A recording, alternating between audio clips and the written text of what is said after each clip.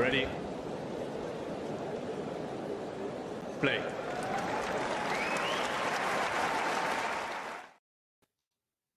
Good afternoon, good morning, good evening. Sorry for the short notice on this episode, but it was just something that I was thinking about making sure that we did at some point in the next 24 hours.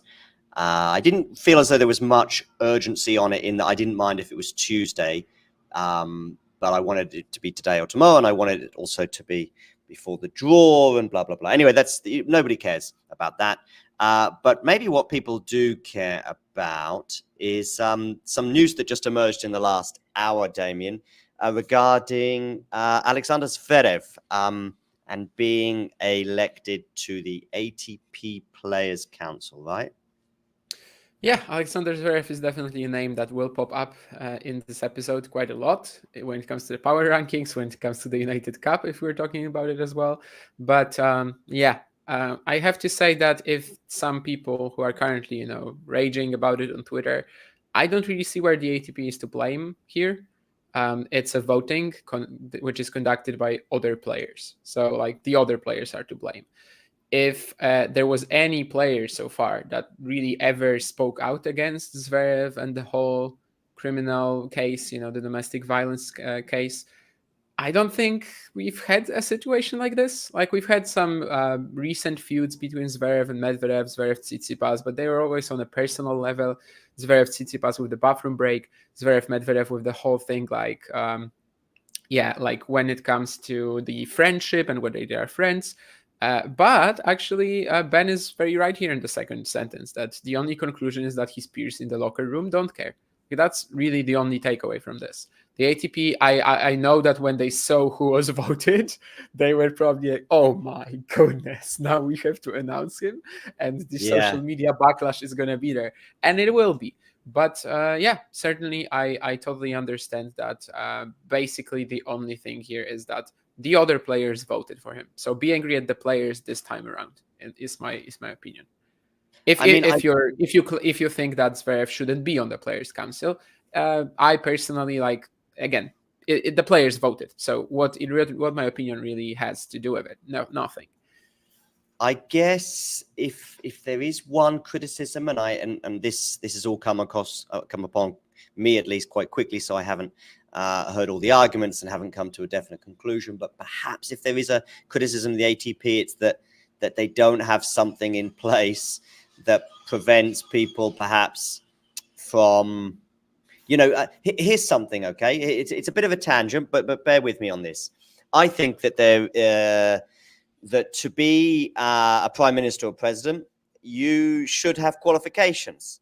And those qualifications, of course, would include certain ethical points and certain experience, certain managerial skills. I don't know what, just like you would for any job on the planet, basically. You'd have an interview and then they decide whether you're fit for the job. I actually think that wouldn't be a bad idea. So that way we don't have people like Boris Johnson and Donald Trump in power. But the people vote for it. So that's right. Clearly, the whole population doesn't care whether the guy has these qualifications. Of course. So, but my point is that you should go through that process and then be up for, if you've got no managerial experience whatsoever, but you look good and you make people laugh and you've got silly hair, I don't think that suggests you should be fit to run a country. I mean, that's not democracy, though. At least not how I understand it. No, but maybe we need to tweak things a little bit. Anyway, back to Zverev, and we are still on Zverev, trust me. You are broadly right. I do agree with you. People will be, he's out of touch to put himself up for this position in the first place. If he thinks he's on some sort of road for redemption, I think he's going down the wrong path. But I guess we kind of do know he's out of touch anyway, because I think we see him on the court, for example, when he's smashing his racket against umpires' chairs, and maybe some other types of behaviors suggest that he's probably not quite in touch with reality anyway. Should I reply to this? Yes. I don't really understand why he wanted to do it. Maybe he felt like it would also improve his position among the fellow peers, and at the same time just get him something that is maybe getting that moniker of moniker, not really a moniker, but like the reputation of him as a domestic abuse violator. Maybe he wanted to sort of just have something different. I don't know if that was the reasoning. I cannot really judge him for trying to do this, because again, if he did, then it should be the other players. If it's not okay, then it should be the other players who don't vote for him. So I don't really get that at all. Why anyone really hasn't shown anything. I'm definitely not in the forefront of like Zverev, you should suspend him right away. I think that would be wrong as like a precedent. But I don't really understand how we haven't seen any reaction from any other players to the Zverev case. Really, they are all quiet. They all laugh with him on the court. They all handshake him. So clearly they don't care. And that's the biggest. That's the biggest. This election is actually the biggest sign, because before then you could just say, okay, so they are keeping quiet. They don't want to make like a big drama out of it for some reason, even if they feel maybe that it isn't right. Because I guess given that there is like at least 2,000 isn't going to play Zverev, but let's say about 100 players have played Zverev since. I guess just statistics would tell you that at least a couple of them must feel like he would have to be banned, right? Like what we see on Twitter and etc. It seems like there's a pretty high percentage of the population that does. So no one has ever done anything, and this is the biggest indicator that, as Ben said here, they just don't care. Yeah.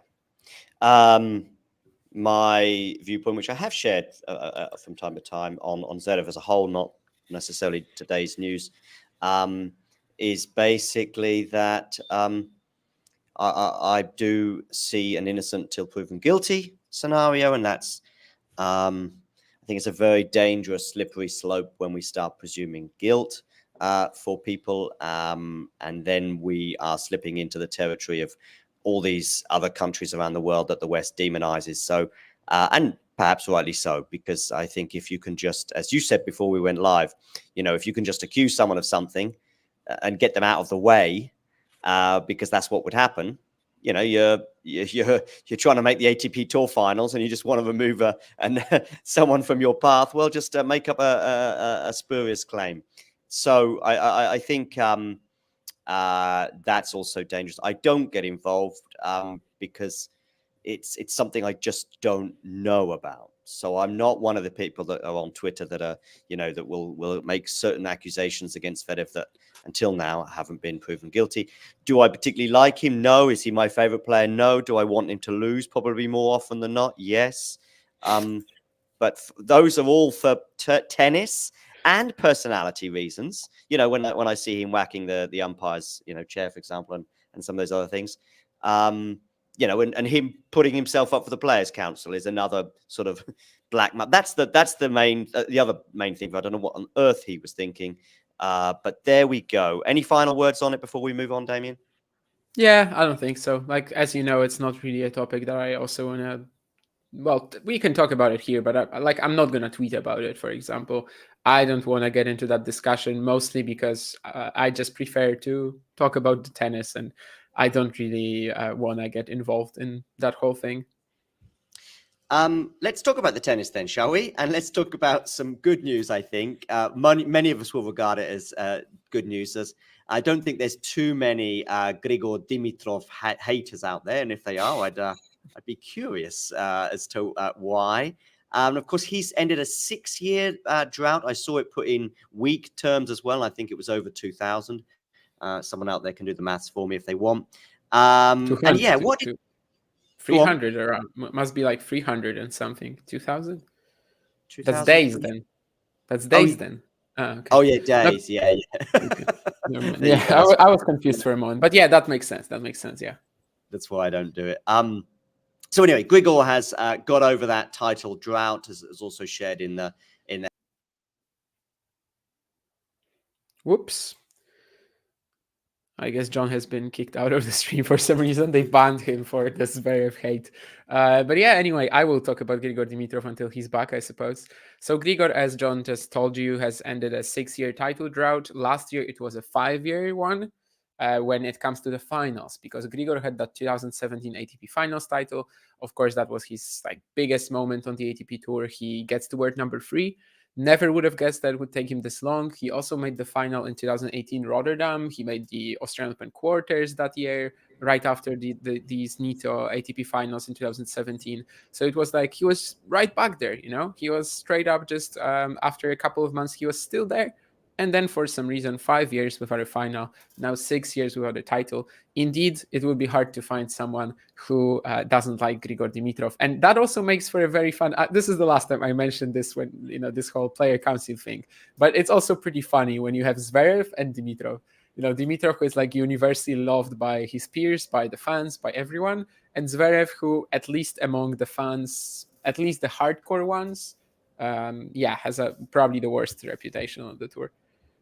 Indeed, I don't know what happened to me. I just got disappeared, and hopefully now when I share my screen of Dimitrov's celebration, I won't disappear on this occasion. Let's see if it works. Am I still here? Yes, I am. Good, because last time I pressed a couple of buttons, I just disappeared. Anyway, I apologize for that. Yeah, I'm guessing you probably just, you know, sort of fleshed out the last 6 years of his career in 2 minutes. Yeah. I mean, I guess it was kind of coming. I didn't expect him to beat Rune, though. 50-50. But I think what I'm trying to say is that yesterday, or maybe even today, someone used Dimitrov as an argument when it comes to team, and said that you see that Dimitrov is now having this resurgence when it comes to the 30s of his. Basically, he's in his 30s and he has such a resurgence. But it's not like Dimitrov was ever truly gone. I don't know that he didn't. I don't care that he didn't have a final for 5 years or that he didn't have a title for 6. But he was still always like around top 30 at least. He was always getting a couple of semifinals a year at least. So I think maybe there was also a question of like his focus. He wasn't putting in that much effort in these lower tier events. Like, for example, even the fact that he doesn't play Sofia, like he wasn't going around chasing titles basically, right? So I think part of that is this thing, and it's not like he was ever truly gone. Of course, he wasn't really at the peak of his abilities, which it seems like the last couple of months he pretty much is. I don't think he's playing much worse than when he was number 3. You know, of course, that 2017 season was a little weird in that you had Federer, Nadal, and a large gap between anyone else. So it was also a good season to end at year number 3 because Murray wasn't there, Djokovic wasn't there. But basically what I'm trying to say is that he was never truly gone. He was always in the picture. He was always a threat who could just randomly pop up. And in fact, in some big events, he certainly did. So it's not like he was truly gone, but certainly get this after 6 years, it's a massive achievement. And up until Geneva, up until here with the titles, up until Geneva with the finals, it was always like a bit of a fun fact that you could surprise people with. And that kind of tells you, you know, what sort of reputation he still had as a player, where the fact that he hasn't made a final in 5 years was like, what? I have to check if that's really true. And I guess that's the best depiction of you know, how shocking it was that a player of his stature, of his abilities, couldn't get there for 5 years when it comes to the finals, 6 when it comes to the titles. His run to the final, I mean, it wasn't exactly legendary. I mean, beating Jordan Thompson in the semis. I should have checked this before. I'm trying to think, who else did he beat en route?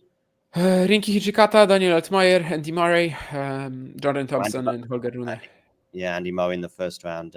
It was a very easy path, honestly, compared to how stacked the draw in Brisbane was. Like when you look at Rune's draw, for example, it's like every single round is tougher, it seems. Well, maybe Purcell against Murray, that's like comparable right now, maybe even. But the next rounds for Rune were definitely tougher. But, you know, Dimitrov is the best player in the history of the tournament, essentially. He has 2 titles there now. He has 23 wins, I think, which is the most in tournament history as well. He's made like numerous deep runs in Brisbane. So, it makes total sense. And obviously he did play very well too in the final as well. We'll see in a few minutes where we have him in our power rankings. Yes, we will. what do we make of? Oh, and I can just answer this question as a little interruption, but I don't think it does things too badly. At Nole's injury, Rasik is asking, Rasik, do make sure you hit the like button, and if you click subscribe, Rasik, you'll see that little subscriber thing tick over, and you can feel very proud of yourself. But regarding his injury, as far as I'm aware, he's actually going to be on the practice court at around about 4 or 5 o'clock Melbourne time tomorrow. If that's Matthew just commented about it. Yeah. So that suggests that things are not too bad, but we'll wait and see. I mean, obviously, the answer to the question generally is we don't know, but he is due to practice tomorrow, which says something. What does this run and ultimate defeat mean for Holger Rune? I think it's a perfectly fine start to the season. I don't think he can be too disappointed. We sort of have to just throw him into an event like the Australian Open and see how he does. Last year, of course, it was very different. We were all expecting huge things after Paris. He did for 3 rounds play amazingly well, like well enough where we were thinking, okay, this guy might take down Djokovic. If someone in the event takes down Djokovic, it's probably him. Of course, that didn't pan out because he lost to Rublev, and even if he won, and he was very close, it was clear that he wasn't ready for a Grand Slam winning run. Is he ready now? We kind of just have to wait and see. Definitely since that patch where he lost like 6 consecutive matches or something like that in the North American hardcourt swing at the beginning of the Chinese swing last year, it seems like he has made the step up. He was back to being a contender in Paris and at the ATP finals. He was very fine here despite the tough draw. So I'm expecting him to be very dangerous in Australia as well. Hopefully no more fitness issues as well. We also have to see like where that situation is really, because I don't think in Brisbane we got the chance to test him also on that level. Recently, mostly like back in that poor patch that he had, it was common for him to struggle. Then of course only in the 2 free setters against Djokovic he was really down again, but it's also different intensity. But yeah, I feel like we cannot really say too much yet about his form or like his the state of his Australian Open winning chances until we actually get him playing that big event and we see if he's back to that wonderful track that he was basically in the first half of the 2023 season. He still was on it. Yeah, he doesn't really, my opinion doesn't really change for him. In fact, it would have been almost a bonus if he had won.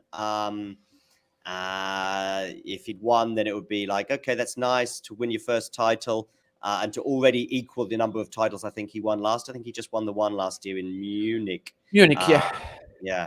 So he would have already got off to that start, and that would have been a great start for him this year. But yet he hasn't, for example, and we won't elaborate too much on it right now, but he hasn't moved at all in my power rankings as a result of He has, I think. I thought he might have done. He has moved down one spot, but that's not because of his performance. Okay. It's another player that has moved up rather than he has moved down. But simply, I mean, because one player has gone up, he has to go down, but it's not because of the Brisbane run. No. I mean, Rune's position in my rankings hasn't changed, although technically he is now down because one of the other players did much better than him. Fair enough. Okay, let's have a look at some of the other people in Brisbane before we move over to Hong Kong. Jordan Thompson making the semi-finals. Of course, the match with Rafa Nadal kind of took on 3, 4, 5 different dimensions, both during and since the match. What do we make of Jordan in general? Where, have we changed our opinion on him at all in the last 6-7 days? Is he now going to be a second week candidate or at the Australian Open, or was it all a bit of a, okay, he plays Rafa, and perhaps in the third set Rafa was diminished? No, not 6-7 days, but like over the past year and a half, maybe, I would say Thompson has become a lot more adequate on the ATP level. He was always a bit of you could call it vulturing, you could call it smart scheduling. When it comes to the Challenger Tour, like he would often play events in Asia, Australia, in order to get the States. He would succeed in events like that in order to keep himself around that Grand Slam level, around the Grand Slam main draws. Right now, it doesn't, even though he had a ranking of like around 50 at some point, but that was also kind of, done in, let's say, not like typical fashion. Right now, for the past year or so, I think he's been absolutely holding his own on the ATP Tour. It's great to see him just pick up a first ATP Tour semi as well, not on grass. He only had 4 before, and all of them were on grass.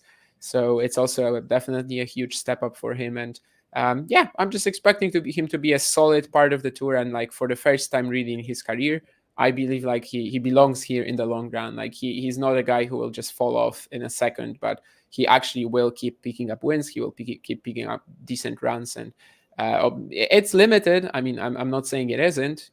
Jordan Thompson isn't suddenly going to be in the top 10 in a second, but he has absolutely maximized, I think, the potential, the ability that he has. He has improved the first serve so much, especially when it's a little quicker. That forehand has, pretty much no limitations. Then you can just sort of work around its weaknesses. So, yeah, I just think he's done exactly what he had to do over the years to improve his game, get it to a stage where I can actually start appreciating his game a lot. Honestly, I wasn't really a big fan of Jordan Thompson a couple of years back, especially due to his on-court behavior, which to an extent hasn't changed. But now I actually have fun watching him as well, which for the most part is just the main thing I look at. All right. I do want to talk quickly about Nadal. It's very difficult to really talk much more, to be honest with you. I mean, I contemplated doing something yesterday, but we were live with doing matches and stuff. And ironically, the news emerged at the exact point that Dimitrov was winning his title. And of course, that news, by the way, is that Rafa Nadal has pulled out of the Australian Open. Very, very difficult to analyze, I would suggest. There are many ways of looking at it negatively. There are many ways of looking at it positively. What are the positives for some people that are thinking there's only negatives? Well, he said it's not the exact same injury. He said it's muscular rather than tendon. It's in a slightly different place. If it wasn't for the previous injury, we would probably look at him maybe taking it cautiously rather than anything else. But I think with the previous injury as well, it probably adds to that. Are you kind of slightly more though negative than positive about this news about the hip injury again? The news isn't great for sure. I was definitely very positive regarding the Brisbane run. I think it was really, of course, he was very close to making the semis, so it could have been slightly better. But if he arrives in the semis after playing 3 hours against Thompson, he probably loses to Dimitrov anyway. So it could have been a bit better, but it was still a perfect run, I think, for the first event back after such a long time, and also on a hard court as well. So I was just hoping to see him at the Australian Open. Whatever the draw was, he could have gone out round 1 easily. There were like 30 players in the opening round who probably would have been tough for him. But there were also potential draws where he could have made like round 3 or something.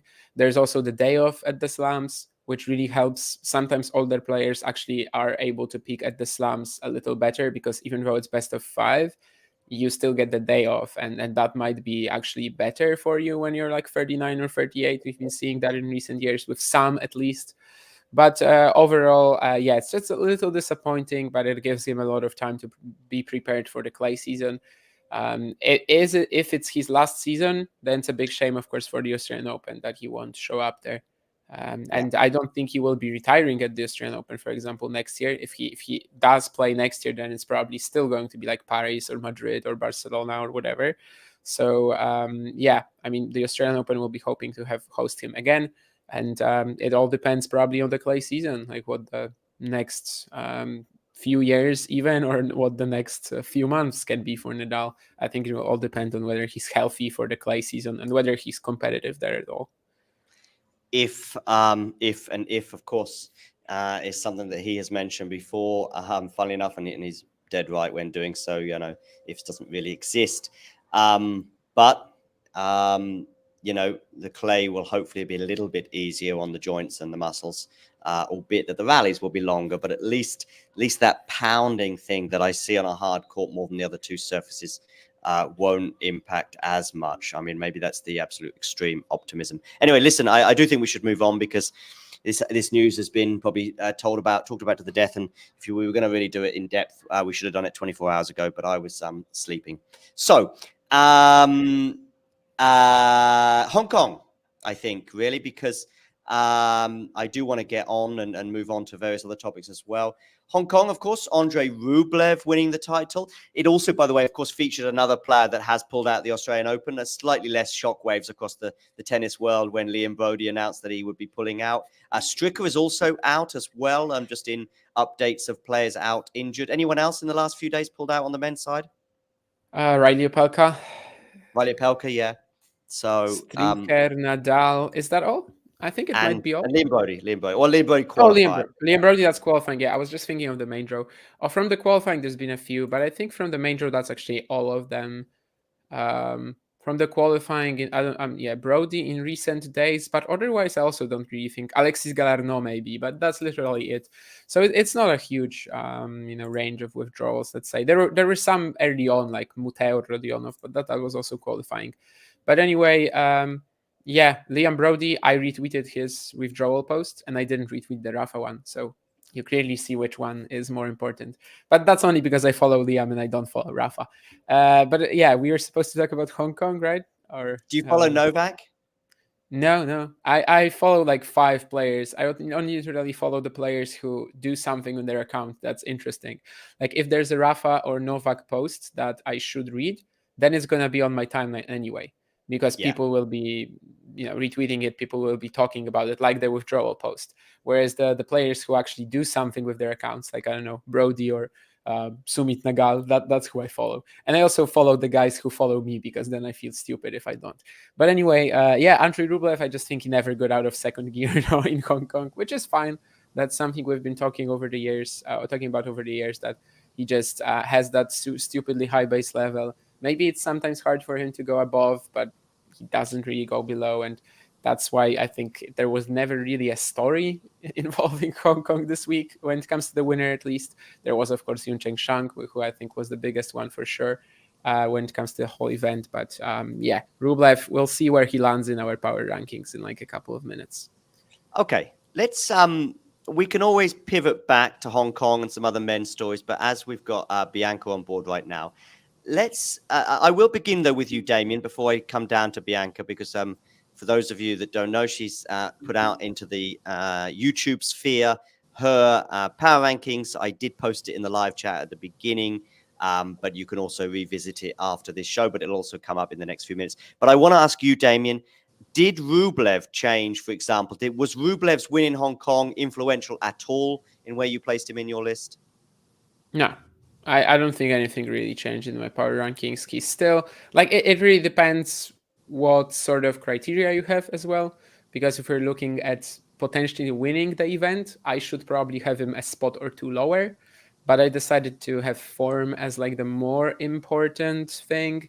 And form, not even looking at Hong Kong, but like in general, maybe the fact that he's more likely to reach a deep, let's say to reach the quarters or the semis than some of the players that I ranked below him. That's more important for me than actual chances to win the whole event. But that also wasn't influenced at all by Hong Kong. So I believe if we just scrapped the first week of the ATP Tour, as I said earlier, Rune would have been one higher on my list, but that's not due to his performance. That's due to another player. You're going to see who in a while. And Rublev would have been the same. Well, we're going to see him now. I'm going to put them across the bottom of the screen. We will come back possibly to Hong Kong and some other things.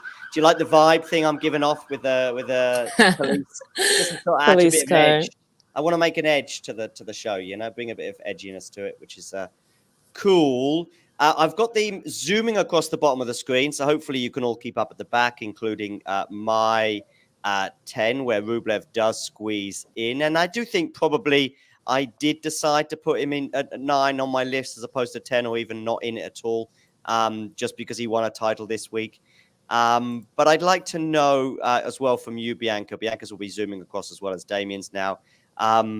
Bianca, I want to begin really with probably Holger Rune at 5.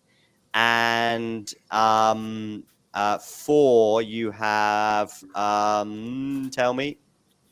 It's gonna be on the screen. I think I had Holger Rune at Holger 4. at 4, yeah. Oh yeah, Rune at 4, Sinner at 5. Mhm. That was probably the thing that stood out most. There are one or two other questions. Why did you put Rune and Sinner at 5?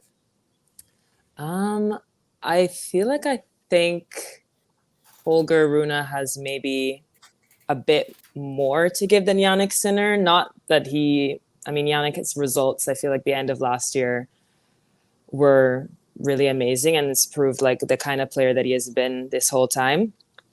But I don't know. I think the wins that Holger Rune has gotten in past, like the Paris Masters, beating Djokovic, and some of the like displays that he's put on, I feel like I don't know. I feel like I trust him a little bit more to go further, especially at the Australian Open, than Yannick Sinner. I was switching them around a lot, but then watching him in Brisbane, I was like, okay, I think I should definitely keep him at 4. Yeah, fair enough. I mean, of course, we haven't seen Yannick Sinner yet, so there is a risk that he might, go out. He could go out early in Australia as a result of maybe this slight gamble. Although, as Damien mentioned, I think a day or two ago, other players have followed suit as well at the upper echelons of tennis. Damien, does it surprise you that someone might put Rune at 4 and Sinner at 5? A touch, but perhaps mostly because Rune, of course, has had his issues in best of 5. Like, that's the only reason it's surprising to me. And I guess also after Sinner's latter half of the 2023 season, I would probably more expect people to put Sinner at number 2. Like, I was maybe more so thinking of Sinner or Alcaraz at number 2 rather than whether it should be, different at 4 or 5. So it's a little surprising, but of course, I'm a big believer in Rune, so nothing wrong there for me, because like the ideal state of his game, the potential that he has right now, I definitely subscribe to that church, and I would put him much higher if it was just, straight up, let's say, power level, but I don't really look at the fitness. I don't look at anything really, just sort of power level in the future, potential upside. I would maybe put him much higher than 6. So I can't really say that it's wrong or something. I think it's all arguable. Yeah, go on, Bianca. I feel like I didn't want to be like taken over by recency bias. I mean, he has done really well at the end of the year, but same with Rune. He's had some really tough 5-set losses, and a lot of those big matches, like the Alcaraz match at US Open, he was on the losing end of those.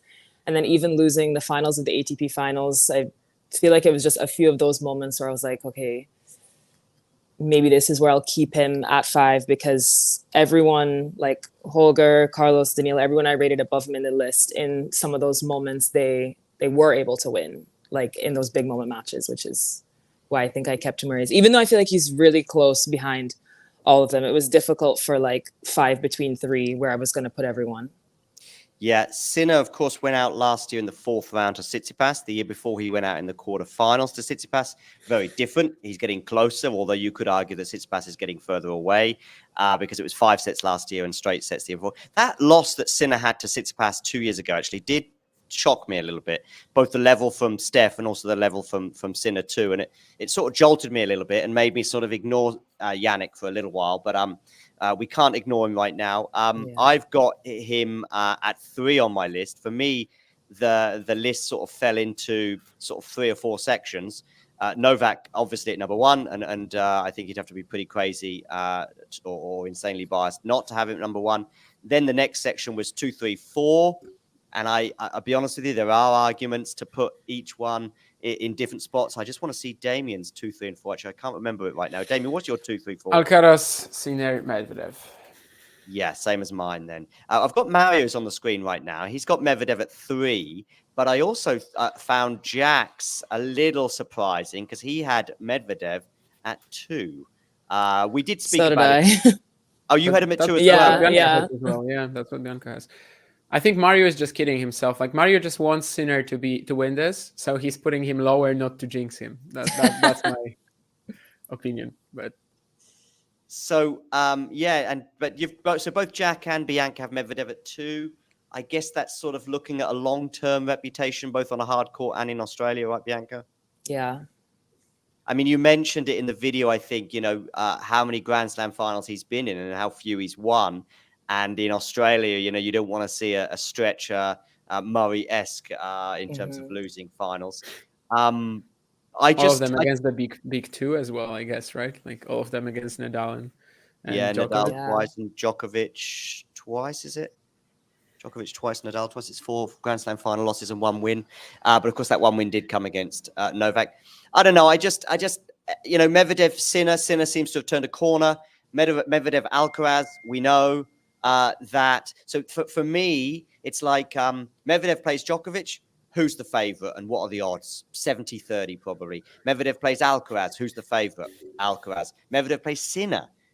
And some people, Jack, for example, might put Medvedev favorite, but if they both go into that semi-final, for example, in a clean fashion with a couple of 4 sets on the way, then I might just edge towards Sinner, bearing in mind he's kind of turned that rivalry around in recent weeks.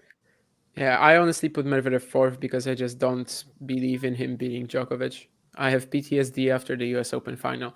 Whereas Alcaraz Sinner, I could see it. It's both possible. of you, by the way. I'm glad you're both here, though. You both had Medvedev winning in 5, I think, in New York before the match. I definitely did. Yeah, and Bianca did too, because I remember speaking to her about it the other day. So that's the reason, basically. I think Medvedev, Sinner, Alcaraz, if they play each other, well, Medvedev, Alcaraz, I would still favor Carlos because of the matchup. But like all the other in that group of 3 players, all the matchups are pretty close. But I just trust Alcaraz and Sinner to trouble Djokovic. I don't trust Medvedev to do it. So that's why he's number 4. But I totally understand if someone has him at number 2. I even had a friend of mine sort of show me his power rankings. And he had number 2, he had Medvedev and Zverev sort of combined. That was a little shocking to me, but I said, okay, I can handle this. But are you forgetting that Sinner exists? Because Sinner wasn't in his top 10. And thankfully, yes, that was the case. Oh, he just forgot. Thankfully, he just forgot Sinner. But yeah, he still wanted Medvedev or Zverev at number 2, which Zverev was a little surprising to me, but I'm seeing Medvedev second for a lot of people. And I can see why. After that US Open final, I can't really back him against Djokovic anymore, at least not at the Grand Slam stage. Bianca, let's talk about the second half of your list. And I think the standout name for me was Ben Shelton at number 9. I listen, this part, to be honest with you, is the least controversial. I think if you didn't have Novak at number 1, that would be controversial. I think to some extent, maybe stronger than Damien. I think having Rune and Sinner in that order is a slight talking point. To be fair, 6 to 10. And Mario's cheating, by the way, by putting 2 players at 10 there. Mario put Ruud in his rankings. We should just, not look at that. Yeah, that's true. Yeah, but he's just doing that because Ruud's a nice guy. And also he plays pretty well at the United Cup. And Mario said here at the bottom that he's looking at how strong they are looking some days before the start of the tournament. So I think that's what Mario was going for. Also, the nice guy factor is a thing. I know. Like I always pick for like Grand Slam qualifying predictions. I tend to pick the guys that have been nice to me or something like that. I know it's a factor, but I never really considered Ruud for the top 10. No, maybe Tsitsipas at 6, Bianca. Slight question mark. Like too high or too low? Too high. Too high. Really? Yeah. I feel like I maybe would have put him lower, but the fact that I feel like I just don't understand him sometimes. I don't trust him because last year I didn't think he was going to do anything and then he made the final. So I feel like it might have been a bit stupid not to even include him on this list, especially because of how, I don't know, he feels at the tournament. Whoops, I didn't. He didn't at all. I'm just looking at your list again now, Damien. Yeah, it didn't at all. I think I had to include him, and I his Australia form is possibly, I think he should be getting better results come the end of his career at the French. When we look at 15 years, for example, it may well be that case. But right now, as we pause in time, his equally best results at least have come in Australia. Of course, we know about New York and Wimbledon. But 6 for me for a guy. I might have put him in and around 6 last year, maybe a bit higher because of some of the absences and question marks. But right now, he was possibly not in my top 10. In the end, he did squeeze in. But I will also repeat, from 6 to 15, you know, or so there's probably 10 or 15 players, you know, that, for example, I'm looking at Mario's list right now. Rude sort of stands out. Bianca, on your list, as I said, Shelton for me kind of stands out. But there are arguments for both those players. I mean, Shelton's run last year, Bianca, probably influenced you a bit, though. Yeah, that and his US Open run. I feel like it's kind of shocking that his two best results have come at the Grand Slam. I think he is kind of a player that loves those big moments, that big crowd, that energy. He feeds off of it. And so I think that's kind of my decision why I would put him in there. I see him doing well again, especially probably he's going to get support from the crowd there if he's not playing an Australian. And it might propel him. I did say I don't know if he's going to go as far, but I definitely am not going to count him out. Yeah, which I think is the question of criteria that I mentioned. Like Shelton, actually, John, when I texted you and like asked you what are the criteria when it comes to the number 10 spot, I was wondering between Deminor and Shelton. So Deminor was my form pick. Shelton was he has a chance to win the event, whereas Alex Deminor has 0. And that was literally what I was thinking about. So if I was doing it on the basis of who can actually win the event, yes, Shelton. I wish we got his Auckland run first. Like, I wish we see his Auckland run first. But of course, by the time, well, maybe actually he will lose in the opening round in Auckland to Fabian Marozsan. Who knows? They played last year and it was very close. I think Fabi had 2 set points in the second set, so it's possible. And if we get a loss there, then maybe we actually get his Auckland run before the draw. But in other case, we might actually see it only after the draw is made. So it would change everything up. But like, yeah, Shelton, if I'm just talking about who can win the event, he's actually in the group which has not a 0%, but let's say a 0.8. Please ignore my misspelling of Diminor. I often spell Diminor D-I. It's actually the Italian way of spelling it rather than Spanish or French. But anyway, excuse me for that. But it doesn't make any difference. I've just got Diminor squeezing in. I think we've all got him just about squeezing into our list. He's on your list, Bianca, Diminor? Oh, no, he got an honorable mention, I think. Honorable mention, yeah. Yeah. Dimitrov as well is one that's borderline and for me doesn't make it. What is the controversial one amongst us that we're sharing right now? For me, anyways, Jack has got him as high as 6. But have you got him quite high, Damien? 8. But over Rune is controversial, I think. I think there's for me at least, there's a very clear top 6. I don't know if there was before the United Cup, but I think Zverev has definitely done enough to get, into that conversation and inside the very clear top 6 for me. And Dimitrov, who do I have at number 7? Rublev. Yeah, I was thinking about that one. I think Dimitrov should be above Hurkacz right now. And when it comes to Rublev, I can't quite justify putting him there. Although I do feel like Rublev has a worse, like his chance of winning the title is weaker than Dimitrov's. Dimitrov can actually win the title, whereas Rublev for me is like a very, very, it's just marginally above the minors. I just think Rublev has a very good chance of getting far. Yeah, the Rublev-Shelton dynamic actually is kind of interesting as well, because actually, although I don't have Shelton in my list, and I have Rublev at around about 9, I think, which suggests borderline quarterfinalist, and I kind of do trust him, whereas Shelton could go out in the second round or make the semis. And in fact, if Shelton and Rublev meet, say, for example, I think probably the 4th round would be a possibility, I think. Am I right with that? Or would they be kept separate? I'm not sure. But if they were to meet in the second week, by then I might be switching and going, because I think if they met each other, I would probably favor Shelton. Which seed is Shelton? Like 15, 14, something like that? I mean, like that, yeah. Yeah, then it has to be the quarters, yeah. Quarters, okay, yeah. So if they just suddenly met in the quarters, and Shelton, if he's got to the quarters, has probably shown us something. Yes, Shelton is the favorite then. Yes, absolutely. Yeah, exactly, because he's just got more weapons, basically. All right, Bianca, I know your time is limited. I do want one more, though, thought from you. You've got Alcaraz at 3, I think. Am I right with that? Yeah. Did you think about putting him higher or lower, or was it just like, I mean, these are all pretty fine, especially as I say, Medvedev, Alcaraz in, although I know you've squeezed Rune in there, but I've got Alcaraz at 2, but you put him at 3. Why? Sort of because we haven't seen him at the Australian Open in a while. I don't know how he will, fare on that court specifically.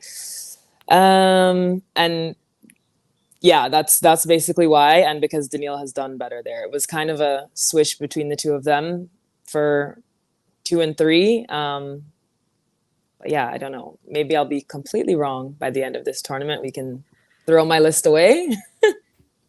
We'll all have our lists blown open. I will be doing myself a sort of match by match prediction on the eve of the tournament once the draw is made. But I do like to do this independent of the draw because, you know, we may look at the Wimbledon draw last year and it would have just been completely different to the power rankings. And as I was saying to Damien earlier, you know, who would have predicted that Vondrousova would win that tournament? But that doesn't mean that she deserves to be in a 10 power rankings. Even now, retrospectively, you could say, "Oh, I had Vondrousova at 5 in my power rankings." And I would say, "Well, that's still wrong. You know, it's still wrong to have her at 5." You know, Djokovic might not win the Australian Open, but there is no argument to put him really anywhere but one. There's one.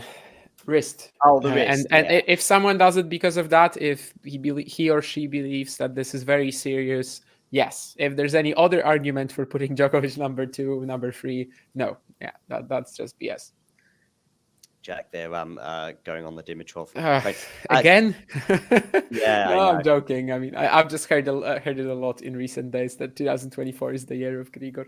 I would love to see it for Grigor and for you, Jack.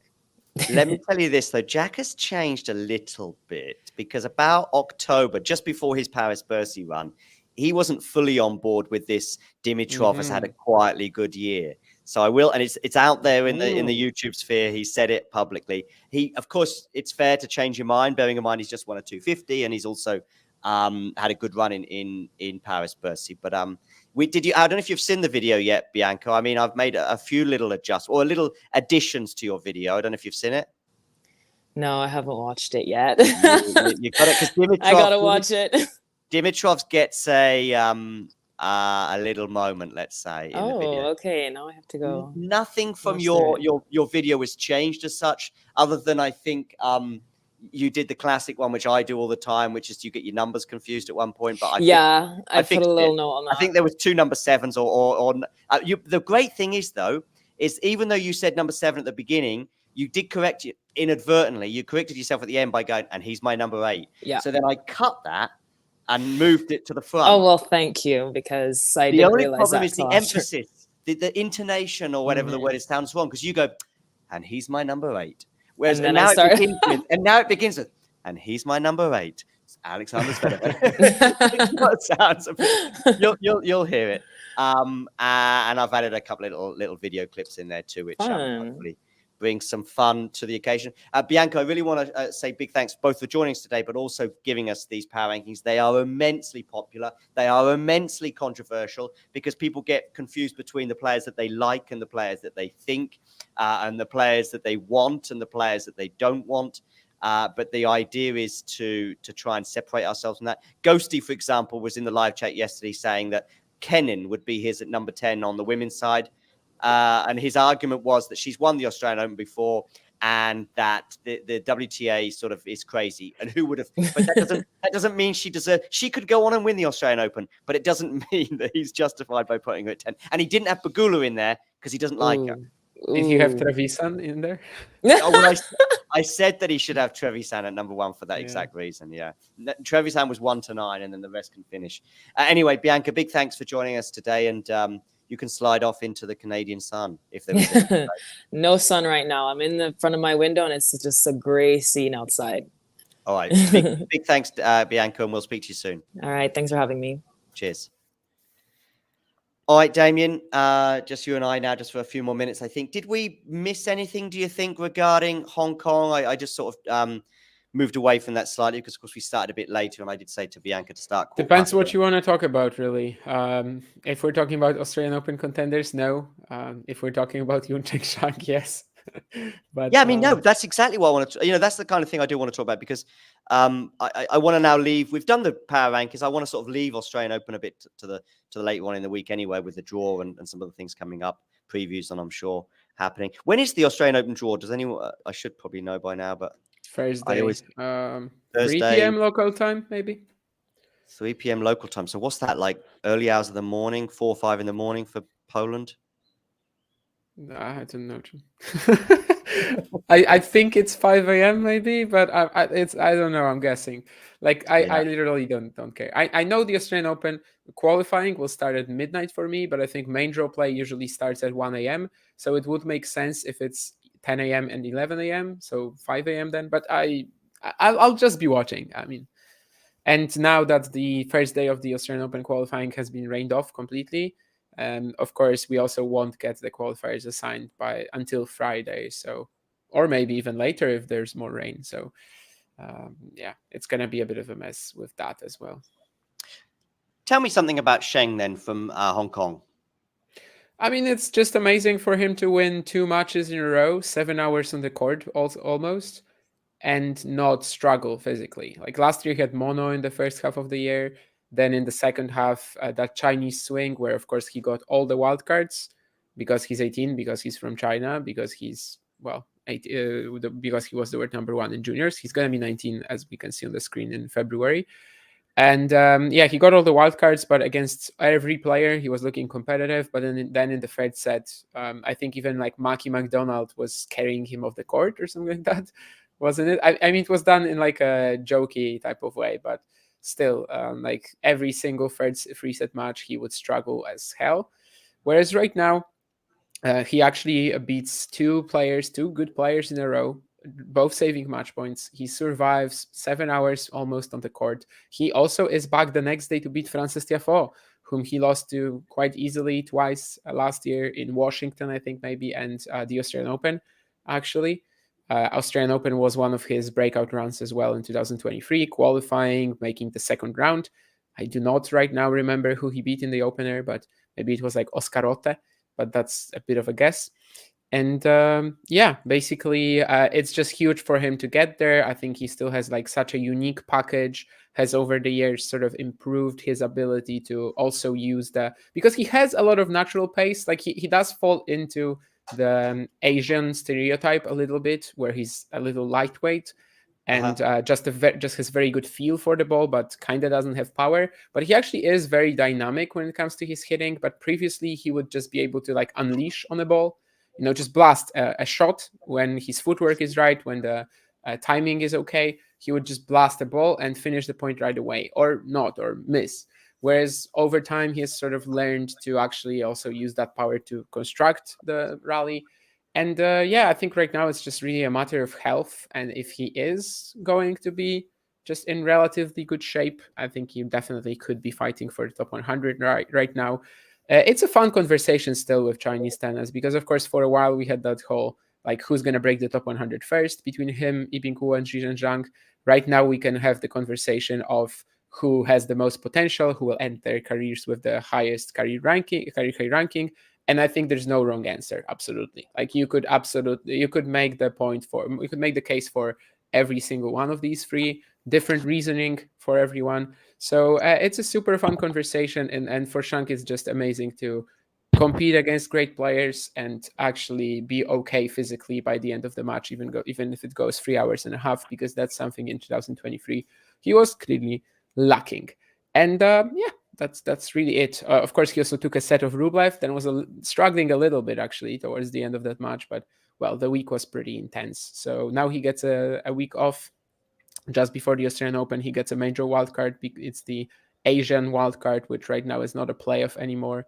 It's just given to the most promising player. I think last year, was it Yibinghu who had it? I think so. And this year, of course, it was Yuncheng Shang. So can't disagree with the choice either. There's a question I don't entirely understand actually, but it does seem to be prompting some interest. But maybe you do know the answer and what it means. Is Shang? By the way, I said Shang in Hong Kong or from Hong Kong, but I meant the news of Shang doing well in Hong Kong rather than suggesting he is from Hong Kong. Before I have various different lawsuits coming my way. Is Shang independent Chinese in the sense Linar? Do you know what that means? Not really, but I would assume so because he's living in the States. He's been living in the States for a while. He's been an IMG guy for like 5 years or something. So he's basically been living in Florida for a while. So I would assume so. But that's, I'm not exactly, well versed on the topic either. No. So yeah, basically what I'm trying to say is that for a while now, he's been living in the States, getting trained in a different system. He was so good early on that in fact, some people claim that he's older than he actually is. Like in the States, there was a lot of drama with that. I have no clue, I've never been able to like confirm it or see evidence, right? But it's possible. Like in tennis, you could actually imagine someone doing this. If you claim that your kid is 2 years younger than he is, then he's going to be winning in his age categories. And then he gets a huge sponsorship like IMG at the age of like 14 or 13, whatever it was when Shang got it. So I don't really want to talk too much about it because, as I said, there's no evidence regarding that. I just wanted to bring this up because like that's how good, that's how freakishly good he was at an early age that people went there. Or maybe he actually cheated. Who the hell knows? But anyway, for a while now, he hasn't really been too connected to the Chinese system. Maybe he has some funding from that. I really can't tell you, but definitely he has been living in the States for a while now.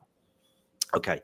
I think I'm going to thrust this upon you, Damien. So I apologize for not asking you or prompting it before. But I guess Jakub Bobro Player of the Week. I mean, by the way, Jakub Bobro Player of the Week, I apologize. Ooh. It's not always been mentioned. But, I think we can just sort of say Jakub Bobro Player of the moment, because maybe some weeks there might not be a sort of crazy outsider like the second week of the Australian Open or whatever.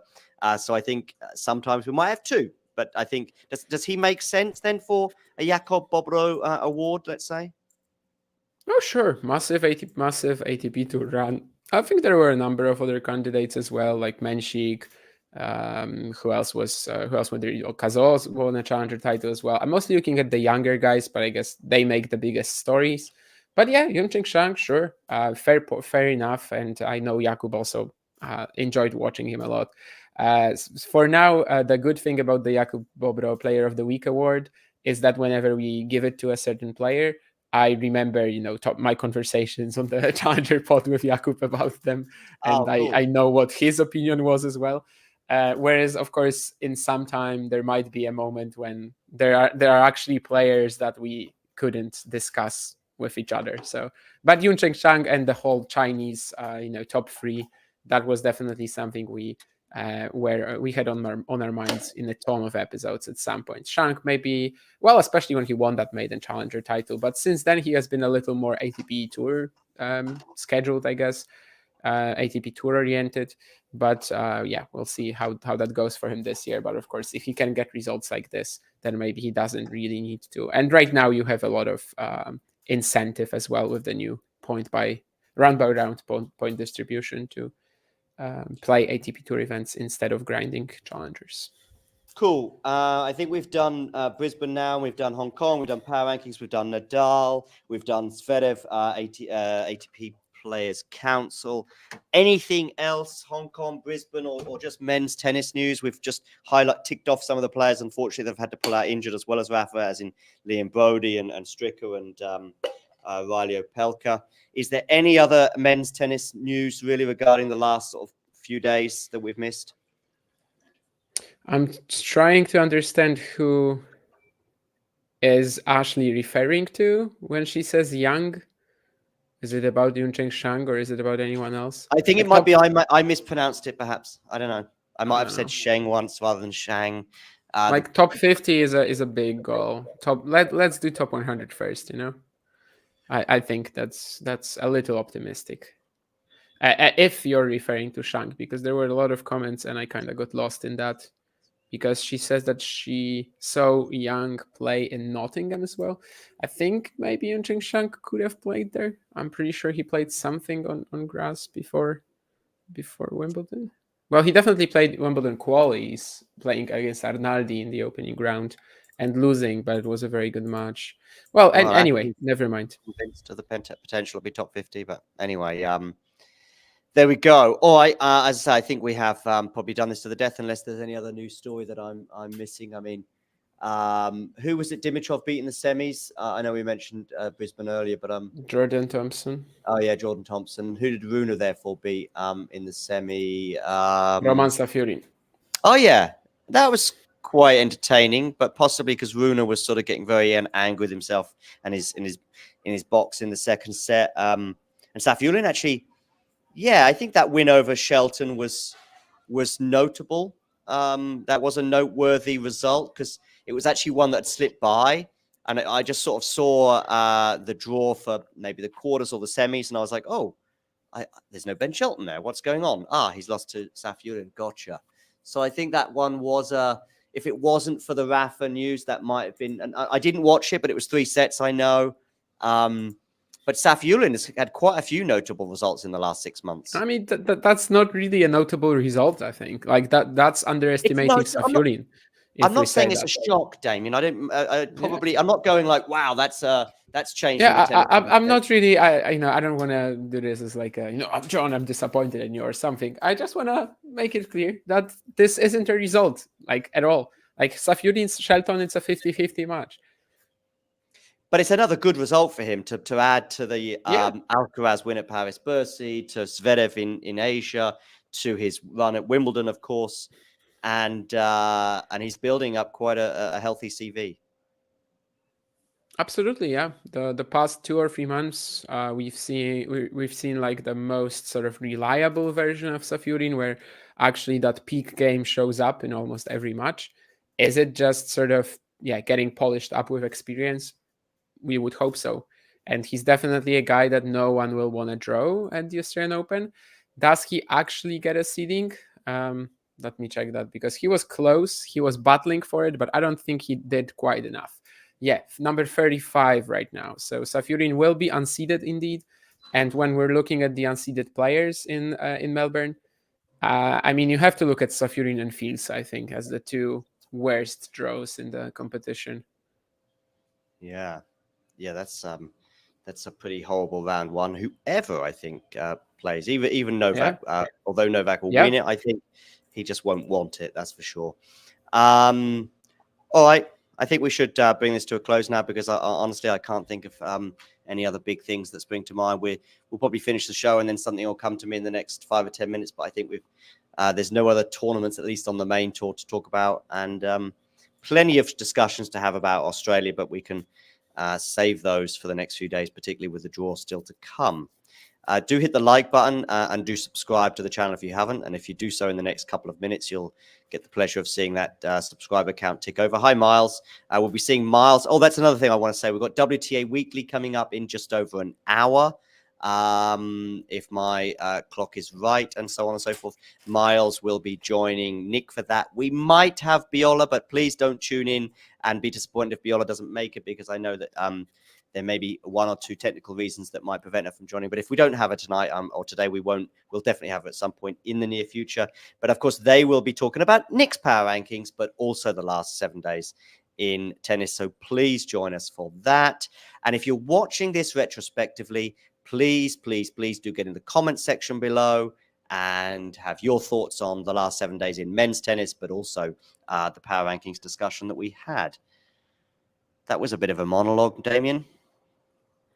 Yeah, just to briefly also talk about the question that Ashley posed. Just one player, honestly. I will name just one player. If you guys had to pick anyone in qualifying, should Will watch out for, and why?